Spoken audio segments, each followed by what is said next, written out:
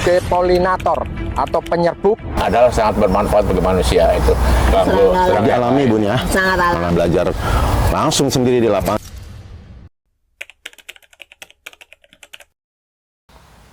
Halo Sobat Lebah, kembali lagi nih kita masih ditemani sama narasumber kita yang happy banget di sini. Nah sekarang kita nggak sendiri nih, kita ada minuman-minuman juga nih. Mari kita minum kopi madu. Kopi madu. Honey lemon tea hangat.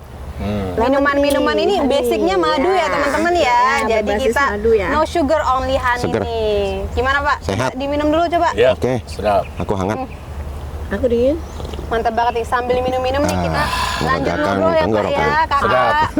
Kita lanjut ngobrol nih, kira-kira nih Pak Chandra, kenapa ya peringatan Hari Lebah ini masih belum dikenal banyak oleh masyarakat luas nih? Kira-kira Pak Chandra sendiri sebagai mungkin akademisi, mungkin pelaku ternak dan juga yang udah lama nih berkecimpungan di bidang perlebahan. Kira-kira kenapa ya Pak? Mungkin ada datanya mungkin yang bisa bikin orang-orang tuh kenapa ya belum tahu banyak tentang perlebahan Hari Lebah juga. Kalau masalah Hari Lebah Sedunia memang tadi sudah diterangkan oleh Kak Indra kan. Itu baru diperingati tahun 2017 ya. Jadi mungkin baru keberapa tahun nih sekarang? Ini kurang lebih 9 tahun ya, belum 10 tahun. Jadi mungkin ini permasalahannya ini baru diketahui oleh para peternak. Kelihatannya oleh para akademisi ya, karena mereka suka mengadakan apa istilahnya tuh ada dua gitu event. ya. Event yang di dunia itu ada Apimondia. Apimondia itu adalah Apimondia itu apa ya, kongres Kongres? perlombaan sedunia. Itu sejak 1883. Kalau tidak salah itu sejak 1800 itu Bu, itu kongres perlombaan. Kemudian Kata meletus. tiap 2 tahun sekali itu kita peringati itu, dan tapi belum pernah di Indonesia kebetulan. Tahun 92 kita buka namanya A3 Oh ya, Triple A. Asia ya. Asia Association Apiculture. Nah, itu pertama kalinya 92 ada di Thailand, Thailand. Bangkok. Kemudian tahun 94 itu ada di Jogja.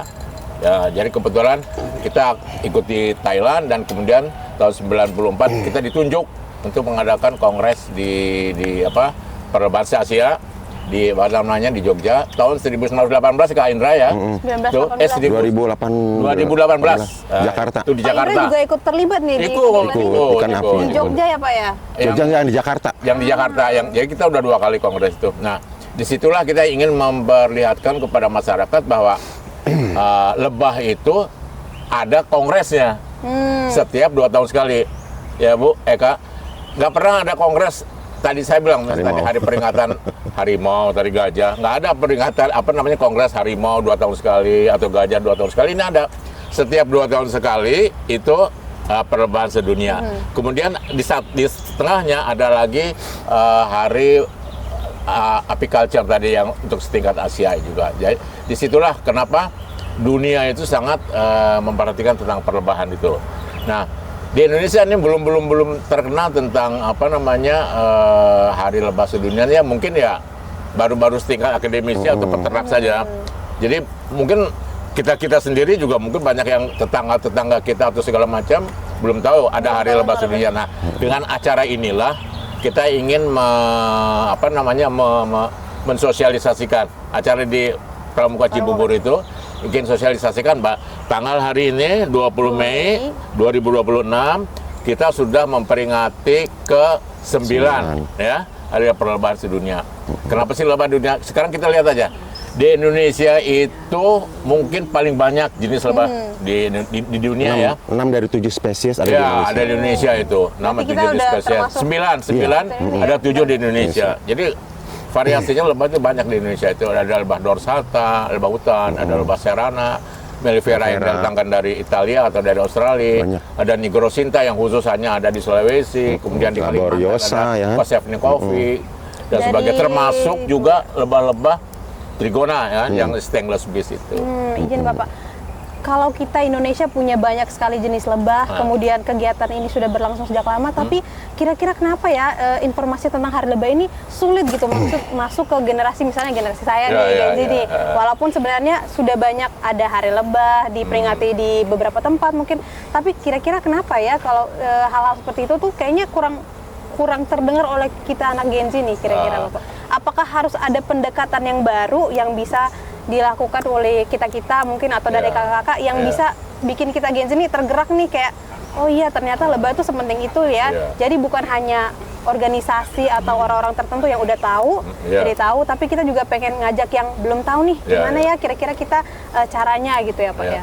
Ya setuju sekali Kak Mei ya bahwa bahwa lebah itu belum apa tersosialisasi, terutama bukan lebahnya ya. Kalau lebah orang udah pada tahu semua. Tapi hari peringkatannya itu.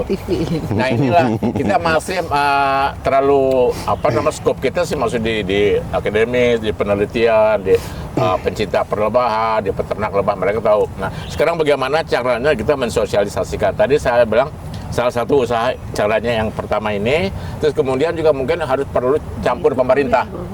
Campur pemerintah, misalnya Departemen Pertanian atau misalnya dinas dari Dirjen Peternakan yang mungkin ya yang nanti ikut bisa terlibat dengan perlebahan inilah. Ya ini mungkin pramuka bisa nambahin mungkin ya. Benar Pak. Mungkin belum terdengar masyarakat tentang Hari Lebah Sedunia karena pertama promosi ataupun istilahnya ke masyarakat ke media sosial belum terlalu gitu Kak, belum terlalu booming gitu kan. Terus yang kedua juga belum masuk tanggal merah ya. Iya kan? 20 Mei. Iya, karena karena orang lebih 20 Mei itu ke kebangkitan nasional gitu kan. Terus ketiganya itu kampanye lingkungan tuh sekarang masih ke hutan, masih ke sampah, masih ke laut, belum ke fokus ke lebah gitu. Berarti kita juga butuh nih support dari pemerintah mungkin bisa mengarahkan nih organisasi-organisasi yang sudah berdiri sejauh ini. Mungkin pemerintah juga bisa lebih fokus kita melihat gitu peran-peran kecil seperti khusus lebah aja gitu kan. Khususnya untuk memperingati Hari Lebah juga kan ya. Karena kan kita melihat kalau lebah ini juga memiliki pengaruh besar untuk proses penyerbukan kan? Iya betul. Ketahanan pangan kita ketahanan juga. pangan ya. Nah, ini kami nanti menerangkan tentang penyerbukan ya. Iya tuh. Insyaallah. Karena saya kemarin baru dengar. Ternyata kita kemarin ada secara Zoom lah ada dari salah satu perguruan tinggi dari Universitas Brawijaya menginformasikan tentang proses penyerbukan di kelapa sawit.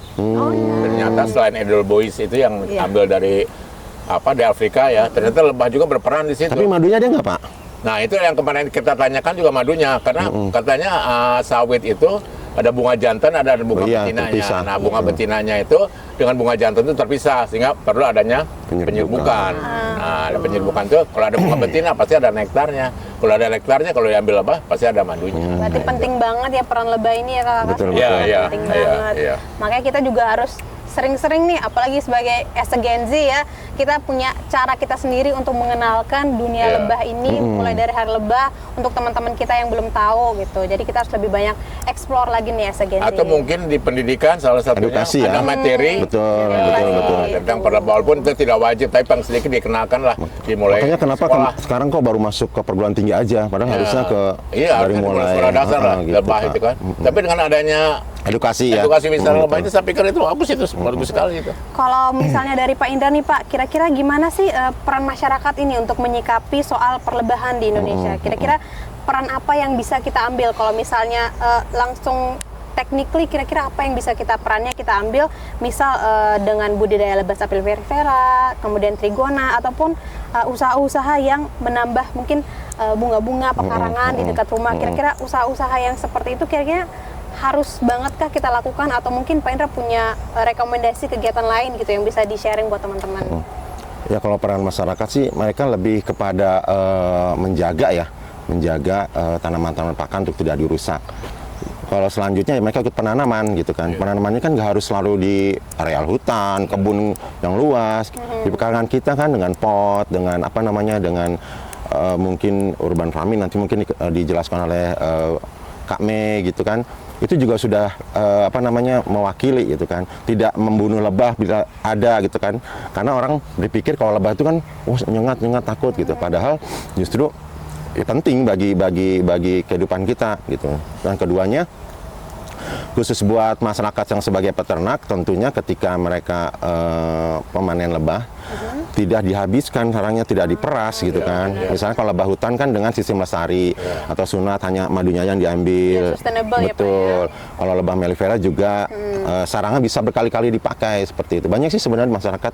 Yang penting yaitu dia promosi dan edukasi ke masyarakat yang bisa nyampe gitu. Ya. Kalau untuk tanamannya sendiri ya Bun, untuk menjaga lebah ini juga kan kita harus milih-milih nih Bun, kira-kira pupuk yang baik untuk tanaman itu kayak gimana sehingga lebahnya itu tidak sungkan gitu ya Bun untuk berkunjung ke pekarangan-pekarangan yang sudah kita siapkan untuk lebahnya juga.